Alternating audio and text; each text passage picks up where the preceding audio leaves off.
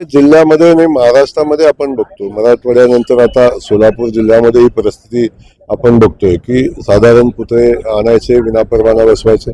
छत्रपती शिवाजी महाराजांच्या बद्दल आम्हा सगळ्यांनाच नितांत आदर आहे.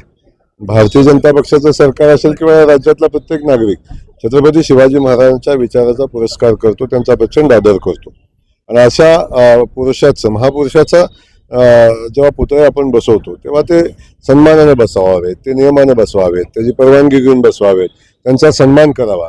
महाराजांनी त्यांच्या आयुष्यामध्ये कुठलंही काम हे नियमानं केलं आणि एक स्वराज्य स्थापन करण्याचा प्रयत्न केला. इथं स्वराज्य स्थापन करण्याचा विषय बाजूला राहतो, पण काही शक्ती अशा आहेत की ज्या समाजामध्ये अशांतता निर्माण करण्याचा प्रयत्न करत आहेत आणि त्यातून आपण बघतो की जायचं आणि कुठेही पुतळे उभे करायचे, महाराजांचाही सन्मान त्या ठिकाणी होत नाही, अशी परिस्थिती आपण पाहतो. तेव्हा अशा शक्तींना अटकाव करण्याची आवश्यकता आहे. महाराजांच्या पुतळे बसवण्यासंदर्भात आम्ही कायम सकारात्मक आहे. शेवटी छत्रपती शिवाजी महाराजांच्या विचारानंच हा देश पुढे चाललाय, हा महाराष्ट्र पुढे चाललाय. त्यामुळे महाराजांचा अवमान होईल आणि समाजातलं सामाजिक ऐक्याला बाधा येईल अशा पद्धतीचं वर्तन कुणी केलं तर त्याच्यावर निश्चितपणे कारवाई केली जाईल. हे 100% चुकीचं आहे.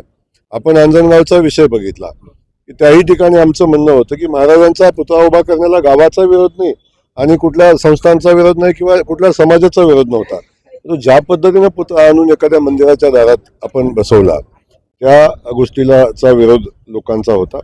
पण आम्ही खास करून मी सगळ्यांना, दोन्ही समाज बांधवांना किंबहुना सगळ्या जनतेला मनापासून धन्यवाद देईन. अंजनगावमध्ये आम्ही गेलो, धनगर समाजाची भूमिका समजावून घेतली, देवस्थानची भूमिका समजावून घेतली, आमच्या मराठा समाज बांधवांची भूमिका समजावून घेतली आणि योग्य तोडगा त्या ठिकाणी कुठला असू शकतो त्या तोडगा आम्ही काढला. आणि खास करून मराठा समाज बांधवांना गावातल्या मी मनापासून धन्यवाद देईन की त्यांनी सांगितलं की आम्हाला महाराजांचा पुतळा बसवायचा, तो इथंच बसला पाहिजे असं नाही. फक्त मोजणी करून जागा आमची क्लिअर झाली तर आम्ही योग्य ठिकाणी पुतळा बसवायला त्यांनी संमती दिली. आणि ना गावातल्या धनगर समाज बांधवाचा ना मराठा समाज बांधवांचा एकमेकाबद्दल प्रचंड आदर होता आणि त्यांना कुठल्याही कोणाची अडचण नव्हती. पण बाहेरच्या शक्ती तिथे जाऊन त्या ठिकाणी सामाजिक अशांतता निर्माण करण्याचं काम करत होतं आणि सातत्याने होते आणि त्याला कुठेतरी अटकाव घातला पाहिजे अशा पद्धतीची परिस्थिती आहे. त्यामुळे बघतो आपण की आता इथून पुढं ज्या पद्धतीचं वातावरण या महाराष्ट्रामध्ये निर्माण करण्याचा प्रयत्न केला जातोय, सामाजिक शांततेला धोका निर्माण करण्याचा प्रयत्न केला जातो, ही बाब गंभीर आहे. आणि इथून पुढं सरकार, खास करून देवेंद्रजींची आमची चर्चा झाली आणि त्याही बाबतीत अगदी समाजामध्येही चर्चा आहे की अशा पद्धतीचं वर्तन योग्य आहे. प्रत्येक कुटुंबासाठी, कुटुंबातील प्रत्येकासाठी Ardra mall family one stop showroom. Men's section, suiting and shirting, ethnic wear, branded wear, economy wear and inner wear. Women's section, silk sarees, ethnic wear and readymade, kids and home furnishing, kids readymade, newborn dresses, home furniture, handloom.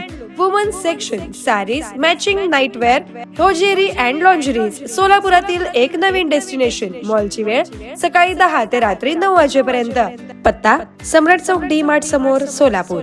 संपर्क 92 70 41 30 01 किंवा 92 70 41 30 02.